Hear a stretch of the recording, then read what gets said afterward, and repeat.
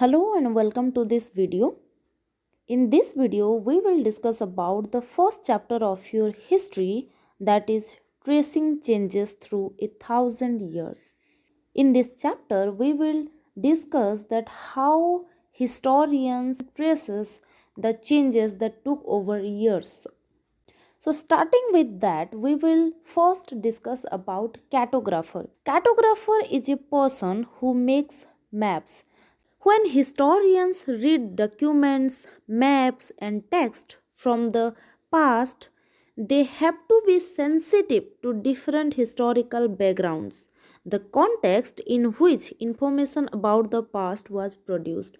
When historians try to trace the past, they have to depend on several sources like maps, texts, and documents in order to trace the history, in order to trace the past events. And while doing so, they have to be very sensitive to the background. They have to understand, they have to give priority to the circumstances, to the context in which the maps or the text or the document was prepared. Otherwise, the meaning, the information that will be generated from absorbing all those sources will be misleading. And that is why it is very important for the historians to be a bit sensitive while reading or studying all those sources to trace the history. New and old terminologies.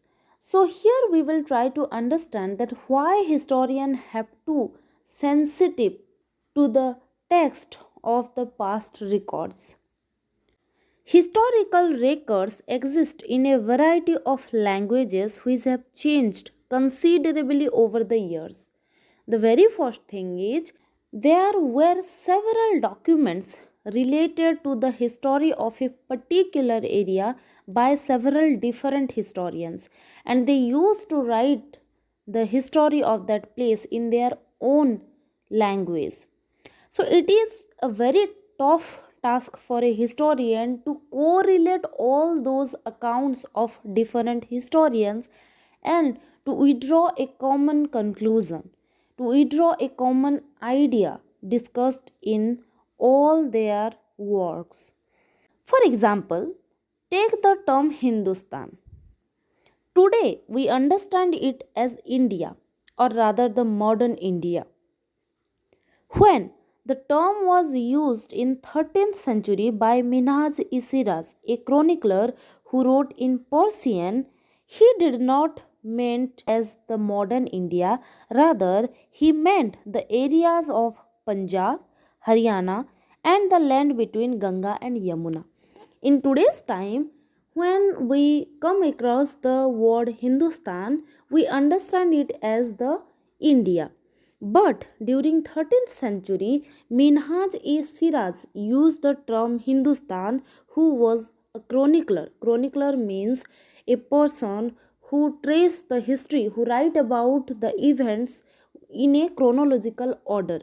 So Minhaj-e-Siraj was a chronicler and mainly a Persian chronicler who used to write things in Persian language, and he used the term Hindustan in order to refer the areas of Punjab, Haryana and the land between river Ganga and Yamuna, not the whole modern India.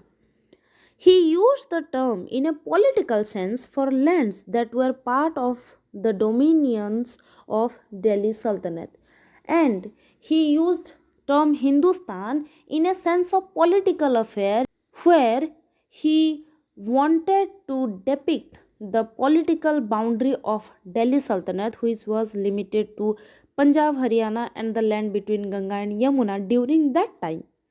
The areas included in this term shifted with the extent of Sultanate, but the term never included South India.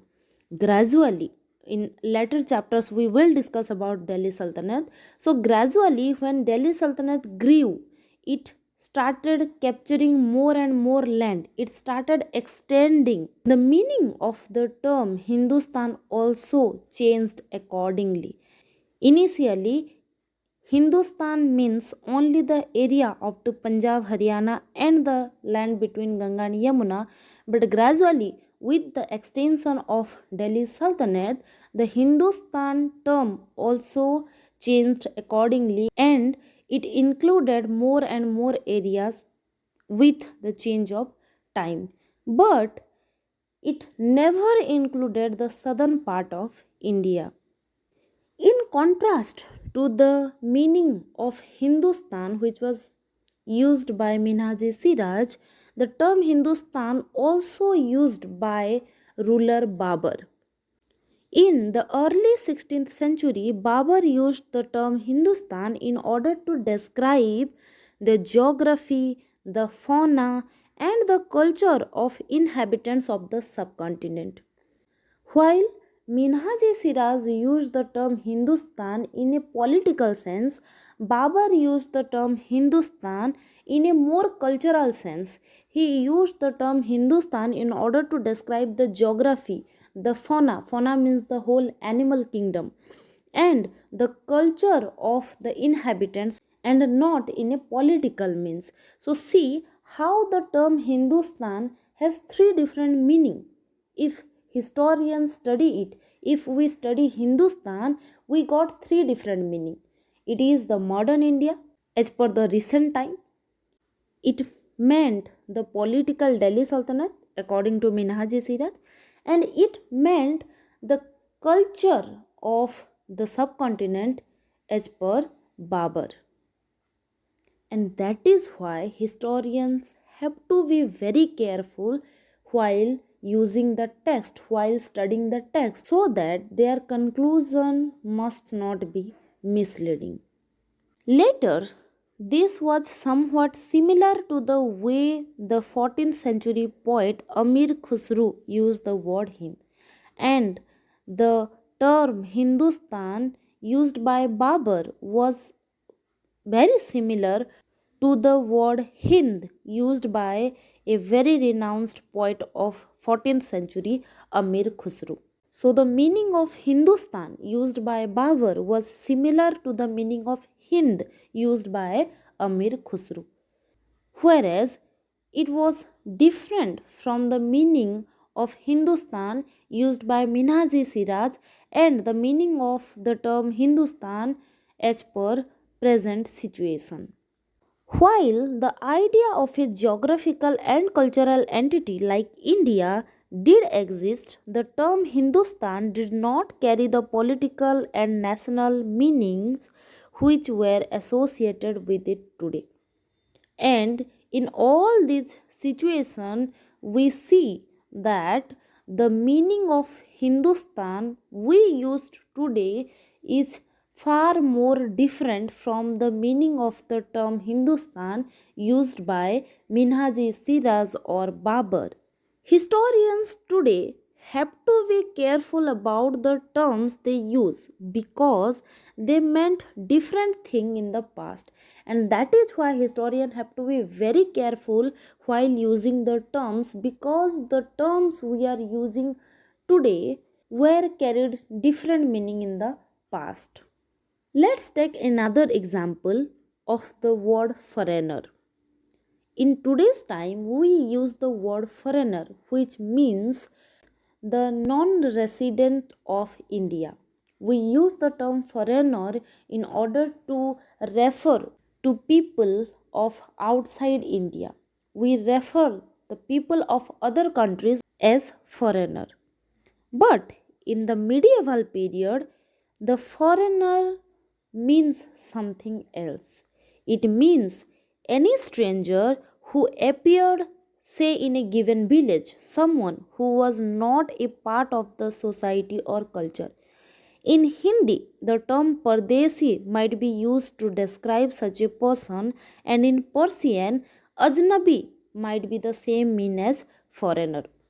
In today's time, we use the word foreigner for referring the people of outside India, while in the medieval period, the meaning of foreigner was equivalent to Pardesi or Ajnabi, which means any stranger to a native area. For example, a city dweller could be a foreigner for village people. Village people could be foreigner for forest people. Forest people could be foreigner for urban people or rural people. But two different peasants of the same village were not foreigner to each other. In both the example, Hindustan and foreigner, we see that how these specific terms had some different meaning in the past, while they have different meanings in current situation. And because the words are evolving their meanings over time, the historians had to be very careful while studying the past text or records or documents. That's all about this video. Thank you.